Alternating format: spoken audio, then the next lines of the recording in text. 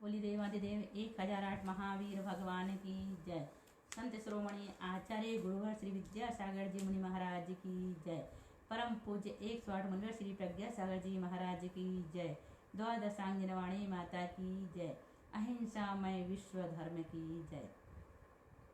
मोक्ष मार्गस्य नेतारं भेत्तारं कर्मभूरतां ज्ञातारं विश्वतत्त्वानां वंदे तद्गुणलब्धे। बोलिए आचार्य उमा स्वामी महाराज की जय। चलें, आज हम आपको तत्वार सूत्र का पहला अध्याय का 6वां नंबर का सूत्र पढ़ाएंगे। देखें, अपनी अपनी किताब खोल कर रख लें ताकि आप अच्छी तरह से शुद्ध उच्चारण करते हुए इसे पढ़ सकें, है ना। तो कौन सा सूत्र है? प्रमाण नैरधिगमः। 5 सूत्र हम पढ़ चुके हैं, आज 6वां अध्याय पढ़ा रहे हैं। प्रमाण नैरधिगमः। प्रमाण किसे कहते हैं? इस पर प्रमाण और नय, सम्यक दर्शन आदि रत्नात्रय और जीव आदि तत्वों का ज्ञान प्रमाण नय प्रमाण और नयों से होता है। क्या कह रहे हैं? सम्यक दर्शन आदि जो रत्नात्रय है उनका और जीवादि सब तत्वों का ज्ञान प्रमाण और नय से होता है। समझ? अधिगम मीन्स क्या होता है? ज्ञान। अधिगम मीन्स क्या होता है? ज्ञान। तो प्रमाण और नय से ज्ञान होता है किसका? सम्यक दर्शन आदि रत्नात्रय का और जीवादि तत्वों का। ये इसका अर्थ हुआ। अब यहाँ पर देखें कि प्रमाण किसे कहते हैं और नय किसे कहते हैं? जो पदार्थ के सर्वदेश को ग्रहण करता है, जो पदार्थ के सर्वदेश को ग्रहण करता है उसे प्रमाण कहते हैं। और प्रमाण के कितने भेद हैं? 2 हैं, प्रत्यक्ष प्रमाण और परोक्ष प्रमाण। ये हम पढ़ चुके हैं ना। कितने भेद इसके? 2, प्रत्यक्ष और परोक्ष प्रमाण। 2 प्रकार का प्रमाण होता है। आत्मा जिस ज्ञान के द्वारा किसी बाह्य निमित्त की सहायता से बिना ही पदार्थों को स्पष्ट जाने उसे प्रत्यक्ष प्रमाण कहते हैं। और इंद्रिय तथा प्रकाश आदि की सहायता से पदार्थों को एक देश जाने उसे परोक्ष प्रमाण कहते हैं। जो बिना किसी की सहायता से जाने उसे प्रत्यक्ष, और जो इंद्रिय और मन की सहायता से जाने उसे क्या कहते हैं? परोक्ष प्रमाण कहते हैं। जो इंद्रिय तथा प्रकाश आदि की सहायता से जाने उसे परोक्ष प्रमाण कहते हैं। नय किसे कहते हैं? जो पदार्थ के एक देश को विषय करे। प्रमाण सर्वदेश को विषय करता है और नय एक देश को विषय करता है। तो जो पदार्थ के एक देश को विषय करे या जाने उसे नय कहते हैं। नय के भी 2 भेद हैं, द्रव्यार्थिक नय और पर्यायार्थिक नय। तो द्रव्यार्थिक नय जो मुख्य रूप से द्रव्य को विषय करे उसे द्रव्यार्थिक नय कहते हैं, और जो मुख्य रूप से पर्याय को विषय करे उसे पर्यायार्थिक नय कहते हैं। तो प्रमाण के 2 भेद हो गए, कौन से? प्रत्यक्ष और परोक्ष। और नय के भी 2 भेद हो गए, द्रव्यार्थिक नय और पर्यायार्थिक नय। ये याद कर लेना। अब देखो, प्रमाण जैसे हम कैसे समझें? सम्यक दर्शन बोले तो ये प्रमाण हो गया। लेकिन नय कैसे? सम्यक दर्शन के 2 भेद होते हैं, निसर्गज और अधिगमज।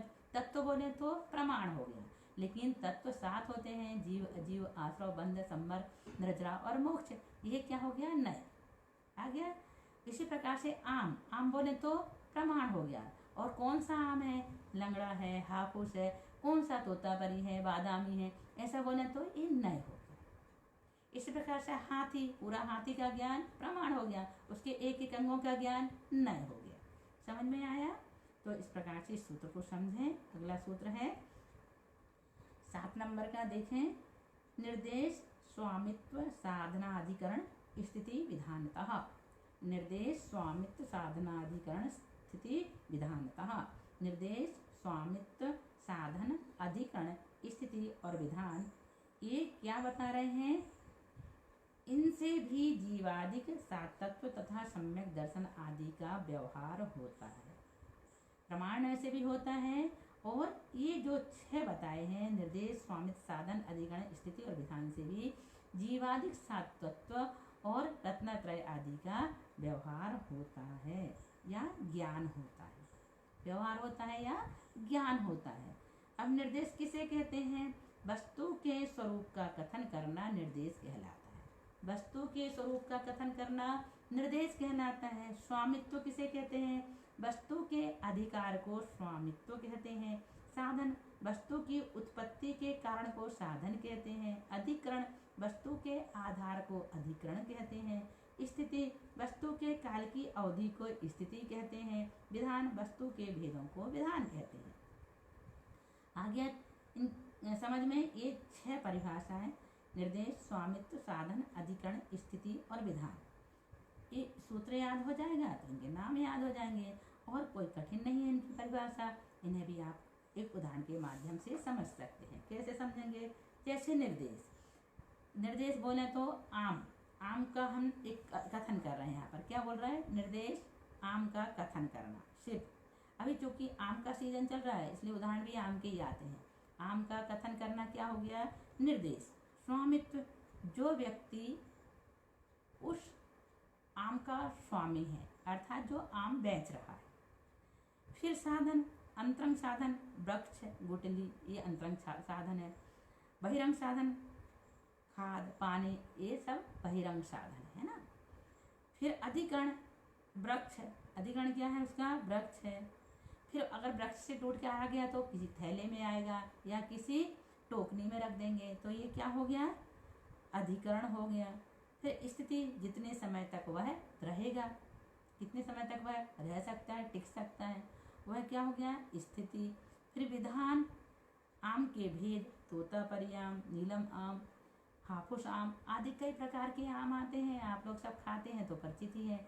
तो हमने तो आम में ये निर्देश आदि को घटा दिए, अब आप भी घटा करके देखना, कई सारे उदाहरण आपको मिल जाएंगे। तो निर्देश, स्वामित्व, साधन, अधिकरण, स्थिति और विधान, इनसे भी जीवादि 7 तत्वों का और रत्नत्रय आदि का ज्ञान होता है। अभी एक सूत्र आया है 8 नंबर का, ये बहुत विस्तार से इसकी चर्चा सर्वार्थ सिद्धि में आई हुई है। कभी आपने सर्वार्थ सिद्धि पढ़े हो तो देखना, जानते होंगे, और नहीं पढ़े तो कहीं पढ़ लेना तो आपको पता चलेगा। काफ़ी विस्तार से उसने ये बताया गया है सूत्र के बारे में। सत्य संख्या, क्षेत्र, स्पर्शन, कालांतर, भावाल्प, बहुत्रेष्ट। शुद्ध पढ़ना। सत्य संख्या, क्षेत्र, स्पर्शन, कालांतर, भावाल्प, बहुत्रेष्ट। सत्य संख्या, क्षेत्र, स्पर्शन, काल, अंतर, भाव और अल्प बहुत्व। च मीन्स और, है ना, अल्प बहुत्व। इन 8 अनुयोगों के द्वारा भी पदार्थों का ज्ञान होता है। सत किसे कहते हैं? वस्तु के अस्तित्व को सत कहते हैं। वस्तु के अस्तित्व को क्या कहते हैं? सत। संख्या, वस्तु के परिणामों की गिनती को संख्या कहते हैं। क्षेत्र, वस्तु के वर्तमान काल के निवास को क्षेत्र कहते हैं। स्पर्शन, वस्तु के तीनों काल संबंधी निवास को स्पर्शन कहते हैं। काल, वस्तु के ठहरने की मर्यादा को काल कहते हैं। अंतर, वस्तु के विरह काल को अंतर कहते हैं। भाव, औपसमिक, क्षायिक आदि परिणामों को भाव कहते हैं। अल्प बहुत, अन्य पदार्थ की अपेक्षा किसी वस्तु की हीनाधिकता वर्णन करने को अल्प बहुत्व कहते हैं। इस प्रकार से यहाँ पर ये सत संख्या, क्षेत्र, स्पर्शन, काल, अंतर, भाव, अल्प बहुत की परिभाषा बता दी गई। अब हम आपको इसको भी उदाहरण दे करके समझाएं। जैसे अब हमने बता तो दिए सत, वस्तु के अस्तित्व को क्या कहते हैं? सत कहते हैं। जैसे एक उदाहरण लेते हैं ना, छोटा सा उदाहरण, सरल सा, जल्दी समझ में आ जाएगा। जैसे दुकान में कपड़े रखे हैं, धोती दुपट्टे, साड़ी आदि कुछ भी ले लें, तो दुकान में धोती दुपट्टे हैं, ये क्या हो गया? सत। अब संख्या, कितनी संख्या उनकी? 50 है, 40 है, 100 है, ये संख्या।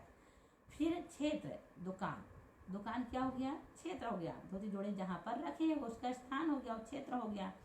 फिर स्पर्शन, फैक्ट्री से दुकान तक, फैक्ट्री से दुकान में आई वो चीज़ें, तो धोती दुपट्टा आदि, तो ये क्या हो गया? स्पर्शन। फिर काल, 5 वर्ष तक, उसका टाइम पीरियड कितना रहेगा? ज़्यादा से ज़्यादा 5 वर्ष तक ही टिक सकता है, रह सकता है। अंतर, 1 माह का। भाव, 250 रुपये का या 500 का, 700 का, 1000 रुपये का, जैसा हो। और अल्प बहुत, पहले वह कितने का था? 500 का था, अब वह 700 का हो गया। पहले उनके पास सिर्फ 50 पीस थे, अब 100 पीस हो गए। इस प्रकार से हम लगा सकते हैं। और भी देख सकते हैं, बहुत सारे उदाहरण बनते हैं। जैसे सत, सभा में व्यक्ति बैठे, एक उदाहरण ये भी अच्छा है, सभा में व्यक्ति बैठे हुए, ये क्या हो गया? सत। कितनी संख्या में बैठे हैं, ये तो हो गई संख्या। कहाँ बैठे हैं? क्षेत्र। कहाँ बैठे हैं? क्षेत्र, ध्यान रखना है ना। इस प्रश्न कहाँ से आए, कहाँ जाएंगे, कहाँ से आए हैं वो व्यक्ति और कहाँ जाएंगे, ये हो गया इस प्रश्न। काल, कितने समय से बैठे हैं, ये काल हो गया। अंतर, अभी आए हैं फिर जाएंगे, इसके बाद कब आएंगे पता ही नहीं, अभी आएंगे फिर जाएंगे फिर कब आएंगे, ये क्या हो गया? अंतर। भाव, उनके परिणाम कैसे थे, सभा में जो बैठे थे, तो परिणाम। अल्प बहुत, स्त्री ज्यादा है और पुरुष कम है। ठीक है ना, समझ में आ गया। ज्यादा समझने जैसे नहीं है और बहुत ज्यादा समझना है तो सर्वार्थ सिद्धि पढ़ लेना। देखो अब इसके बाद है 9 नंबर का सूत्र, सम्यक ज्ञान का वर्णन, ज्ञान के भेद और नाम। मति श्रुतावधि मनः पर्यय केवलानि ज्ञानम। मति श्रुतावधि मनः पर्यय केवलानि ज्ञानम। मति श्रुतावधि मनः पर्यय केवलानि ज्ञानम। मति श्रुत अवधि मनः पर्यय और केवल, ये 5 प्रकार के ज्ञान होते हैं। ज्ञान कितने प्रकार के होते हैं? 5। कौन कौन से? मति ज्ञान, श्रुति ज्ञान, अवधि ज्ञान, मनः पर्यय ज्ञान और केवल ज्ञान। हमारे पास कितने ज्ञान हैं? 2। कौन कौन से? मति ज्ञान और श्रुति ज्ञान। सिर्फ 2 ही ज्ञान है, उतने से ज्ञान के पाकर के हम घमंड करते हैं। उसमें भी कुछ समझ में आता है, कुछ समझ में आते ही नहीं है, ऐसा मति ज्ञान है। केवल ज्ञानी के सामने तो हमारा ज्ञान ओश की बूंद के बराबर भी नहीं है, फिर किसका घमंड करें। इसलिए कभी भी ज्ञान का घमंड नहीं करना चाहिए। तो ज्ञान कितने होते हैं? 5। मति ज्ञान, श्रुति ज्ञान, अवधि ज्ञान, मनः पर्यय ज्ञान और केवल ज्ञान। 5 मति ज्ञान होते हैं। मति ज्ञान किसे कहते हैं? जो 5 इंद्रियों और मन की सहायता से पदार्थ को जानता है, उसे मति ज्ञान कहते हैं। हम जानते हैं ना 5 इंद्रियों और मन की सहायता से पदार्थों को, तो जो 5 इंद्रियों और मन की सहायता से पदार्थों को जानता है, उसे मति ज्ञान कहते हैं। जो 5 इंद्रिय और मन की सहायता से मति ज्ञान के द्वारा जाने हुए पदार्थों को विशेष रूप से जानता है, उसे श्रुत ज्ञान कहते हैं। अवधि ज्ञान किसे कहते हैं? जो इंद्रियों की सहायता के बिना ही रूपी पदार्थों को द्रव्य क्षेत्र काल भाव की मर्यादा लिए हुए स्पष्ट जानता है, उसे अवधि ज्ञान कहते हैं। मनः पर्यय ज्ञान किसे कहते हैं? जो किसी की सहायता के बिना ही अन्य पुरुष के मन में स्थित रूपी पदार्थों को स्पष्ट जाने, उसे मनः पर्यय ज्ञान कहते हैं। केवल ज्ञान किसे कहते हैं? जो सब द्रव्यों तथा उनकी सब पर्यायों को एक साथ स्पष्ट जानता है, उसे केवल ज्ञान कहते हैं। आ गया समझ में? इसका उदाहरण अगर चाहें तो हम बता सकते हैं। जैसे ऐसे कुछ बताने जैसे नहीं लग रहा है, इसलिए हम जरूरी नहीं समझ रहे हैं, फिर भी अगर आपको लगे तो हम बता देंगे। अब तत् प्रमाणे, ऊपर कहा हुआ ज्ञान कैसा है? तत् मीन्स ऊपर, प्रमाणे मीन्स प्रमाण। ऊपर कहे हुए ज्ञान प्रमाण है। ऊपर कहे हुए ज्ञान जो 5 प्रकार के ज्ञान बताए हैं, वो कैसे हैं? प्रमाण हैं, अर्थात सच्चे ज्ञान हैं। सम्यक ज्ञान को प्रमाण कहते हैं। प्रमाण किसे कहते हैं? सम्यक ज्ञान को प्रमाण कहते हैं। और वह प्रमाण 2 प्रकार का होता है। कौन सा? प्रत्यक्ष और परोक्ष। इस प्रकार से यहाँ पर ये 5 सूत्र पूर्ण हुए। इसके बाद हम आपको बाद में पढ़ाएंगे, विषय लंबा होता जाता है। कुछ सूत्र ऐसे हैं जिनके उदाहरण देना जरूरी हो जाता है, कुछ ऐसे हैं जिनके उदाहरण की जरूरत नहीं पड़ती है, लेकिन जहाँ हमको समझ में आएगा वहाँ हम आपको सरल से सरल भाषा में उदाहरण देकर इसे समझाने का प्रयास करेंगे।